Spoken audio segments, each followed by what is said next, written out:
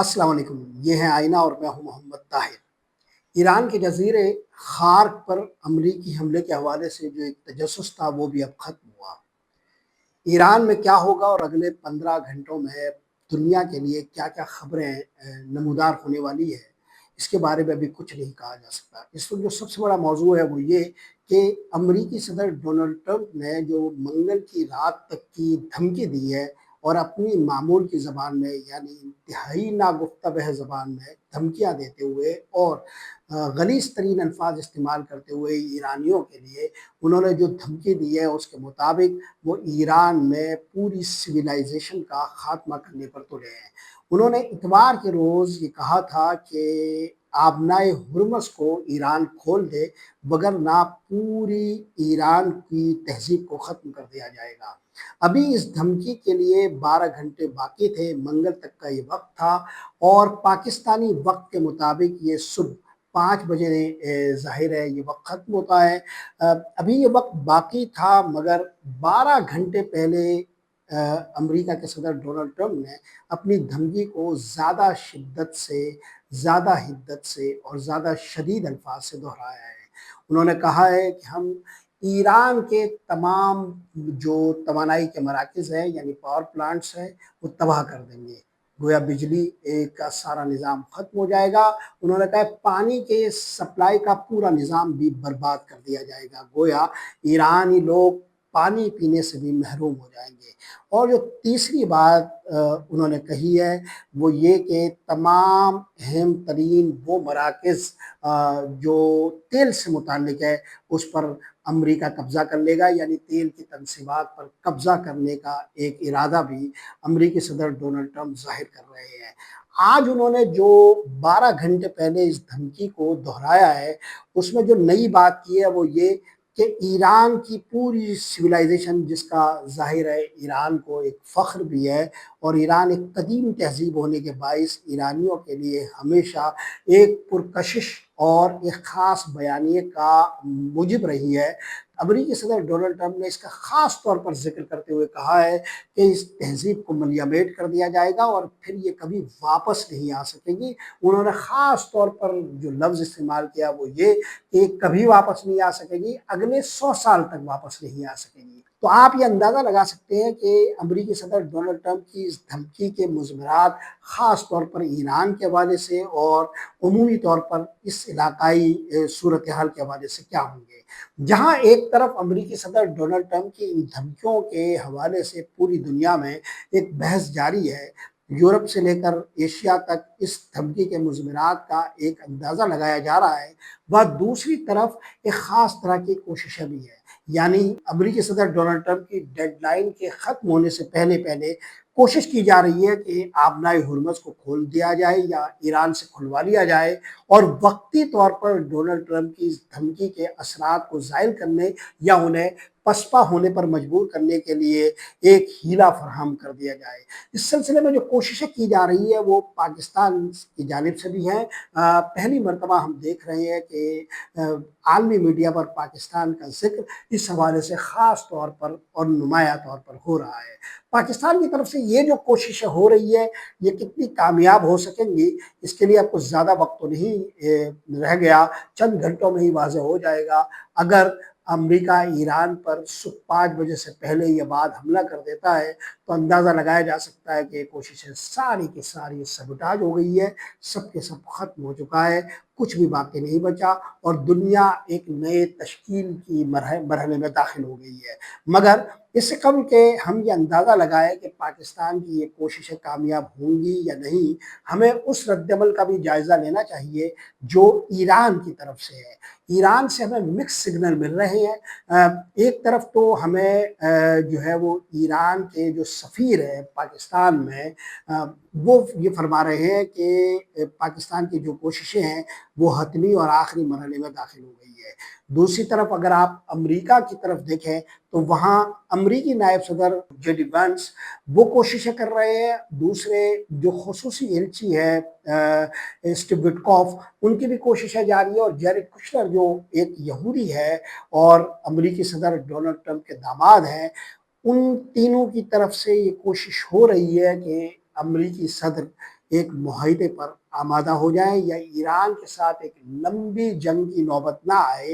اور کوئی معاہدے کی سبیل نکل آئے۔ جنگ ایک بہت بڑا دھوکہ ہوتی ہے، ہم نہیں کہہ سکتے واضح طور پر، ہم یہ بات نہیں کہہ سکتے کہ ان تین حضرات کی طرف سے جو امریکنز ہیں یہ کوششیں واقعتاً ہیں یا یہ دنیا کے لیے ایک دھوکہ ہے اور امریکہ کی پالیسی ایران کے لیے کچھ اور ہے، شدید ہے اور دل دہلا دینے والی ہے۔ مگر بہرحال جو کوششیں پاکستان کی جانب سے ہو رہی ہے اور ان کوششوں میں امریکہ کے یہ جو تینوں حضرات شریک ہیں، یہ برابر ثابت ہو سکے گی یا نہیں، یہ بس چند گھنٹوں کی بات ہے۔ اب ہم دیکھ رہے ہیں کہ جو پاسداران انقلاب کا رویہ ہے ایران کے سفیر کی طرف سے اس سگنل کے باوجود، یا ان کا جو رد عمل ہے وہ بالکل مختلف ہے۔ پاسداران انقلاب نے امریکی صدر کی تازہ ترین دھمکی کے بعد بالکل تازہ ترین بیان یہ دیا ہے کہ امریکہ نے سرخ لائن عبور کر لی ہے اور اس خطے کے لیے، اس علاقے کے لیے اور ہمارے ہمسایوں کے لیے جو ہماری ایک تحمل کی پالیسی تھی وہ اب ختم ہوتی ہے۔ گویا پاسداران انقلاب مارو یا مر جاؤ کی پالیسی کے تحت ایران کی طرف سے ایک شدید رد عمل امریکہ اور ان کے علاقائی شراکت داروں کے خلاف دینے کو تیار ہے۔ اگر پاسداران انقلاب کے الفاظ جو کہ تو دہرائے جائیں اور ذہنوں میں رکھے جائیں تو یہ اندازہ ہو سکے گا کہ ان کے رد عمل کی جو حد ہے وہ کیا ہونے والی ہے۔ پاسداران انقلاب کی یہ رد عمل دے رہا ہے کہ امریکہ سرخ لکیر عبور کر چکا ہے اور اب خطے میں سے باہر ہمارا رد عمل ہوگا۔ گویا وہ جس محاذ جنگ کو اس وقت گرم کیے ہوئے ہیں یہ اس سے آگے بھی بڑھ جائے گا۔ امریکہ اور اس کے شراکت داروں کے انفراسٹرکچر کو نشانہ بنایا جائے گا اور وہ یہ کہ امریکہ اور اس کے اتحادی برسوں تک اس خطے سے تیل اور گیس حاصل نہیں کر سکیں گے۔ آخر پاسداران انقلاب اپنا رد عمل کیا دیں گے اس کا اندازہ آپ ان جملوں سے لگا سکتے ہیں۔ وہ مزید جو کہہ رہے ہیں وہ ہمارے لیے بھی خطرے کی ایک گھنٹی ہیں، کیونکہ وہ کہہ رہے ہیں کہ امریکہ کے علاقائی شراکت داروں کو جان لینا چاہیے کہ ہم نے ہمسائیگی کی خاطر تحمل کا مظاہرہ کیا ہے۔ اب جب پاسداران انقلاب ہمسایوں کا نام لے رہا ہے تو اس میں ظاہر ہے کہ ہم بھی شامل ہیں۔ اچھا، کچھ ایسا ہی رد عمل ایران کے صدر مسعود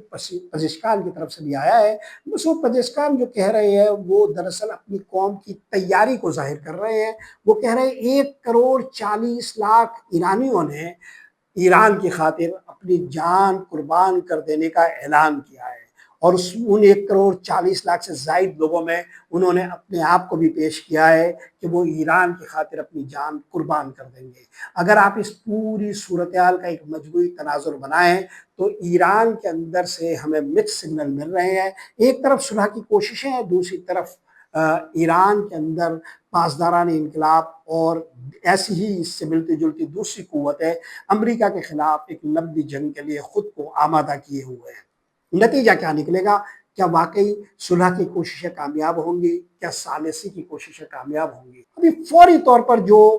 نئی ڈیولپمنٹ ہوئی ہے اس میں پاکستان نے جو کہ اس پورے کھیل میں واحد ملک ہے جس کا ذکر کیا جا رہا ہے کہ وہ ثالثی کی حد المقدور کوشش کر رہا ہے، اس نے بالکل فوری ابھی ایک رد عمل دیا ہے اور اس میں ایران کی مذمت کر ڈالی ہے۔ ایران نے سعودی عرب کے مشرقی علاقوں میں جو صنعتی کمپلیکس ہے پیٹرو کیمیکل کا، وہاں پر حملے کیے ہیں اور پاکستان نے یہ کہا ہے کہ ایران کے سعودی عرب پر یہ حملے انتہائی قابل مذمت ہے اور صلح کی کوششوں کو ایک طرح سے سیبوٹاج کرنے کے مترادف ہے۔ ہمارے دفتر خارجہ نے بھی یہ رد عمل دیا ہے، لیکن جو اہم ترین بات ہے وہ یہ کہ پاکستانی فوج کی 274ویں کور کمانڈر کانفرنس کا اجلاس آج ہوا ہے اور اس اجلاس میں بھی یہی موقف اختیار کیا گیا ہے اور ایران کے لیے یہ الفاظ استعمال کیے گئے ہیں کہ یہ جو حملے ہوئے ہیں ہم اس کی مذمت کرتے ہیں۔ گویا حملوں کی اس مذمت کو ایک ایسے موقع پر یہ خبر سامنے آئی ہے کہ جب صلح کی یا ثالثی کی جو کوششیں ہیں وہ اپنے حتمی مرحلے میں داخل ہے، یا تو یہ کوششیں کامیاب ہونی ہے یا ناکام۔ इस सूरत-ए-हाल में इन तमाम कोशिशों पर इस बयान के क्या असरात पड़ेंगे, या पाकिस्तान के दफ्तर ख़ारजा के इस रद्द-ए-अमल या 274वीं कोर कमांडर्स कॉन्फ्रेंस के इस रद्द-ए-अमल के क्या असरात पड़ेंगे, इसके बारे में भी अभी कुछ नहीं कहा जा सकता। लेकिन अगर आप पासदाराने इंक़िलाब के जवाबी रद्द-ए-अमल के में हमसायगी के हवाले से जिस तहम्मुल के मुज़ाहरे की बात की जा रही है, उस पर गौर करें तो सूरत-ए-हाल बिल्कुल वाज़ेह हो जाएगी। पाकिस्तान उस वक़्त शदीद तरीन मुश्किलात का शिकार होगा जब सालिसी की ये कोशिशें नाकाम हो और अमरीका एक शदीद नौइयत का हमला ईरान पर कर रहा हो। इसके बाद खदशा ये है कि पाकिस्तान के अंदर से भी रद्द-ए-अमल की एक लहर उठेगी। ईरान के पाकिस्तान के अंदर मफादात हैं और पाकिस्तान के अंदर भी कुछ क़ुव्वतें ईरानी मफादात के तहफ़्फ़ुज़ के लिए कमर बस्ता रहती है। ऐसी सूरत में हमारा जो स्टेट क्राफ्ट है और हमारी जो नज़्म हुक्मरानी है, उसके लिए एक चैलेंज होगा कि हम इस सूरत-ए-हाल से कैसे ओहदा भरा होते हैं, क्योंकि ये रद्द-ए-अमल सिर्फ़ ताकत से निमटने वाला नहीं होगा, बल्कि इसके लिए एक हिकमत दरकार होगी, और ये हिकमत इस वक्त मौजूदा हुकूमत के बस की बात है या नहीं, इस पर भी बहुत ज़्यादा सवालात मौजूद हैं। अगले चंद घंटों में ये सारी सूरत-ए-हाल वाज़ेह हो जाएगी और नई सूरत-ए-हाल के हवाले से हम ज़्यादा गहराई के साथ एक जायज़ा ले सकेंगे कि आइंदा दुनिया कैसी होगी। अगर अमरीका ईरान पर हमला करता है और वो हमला इसी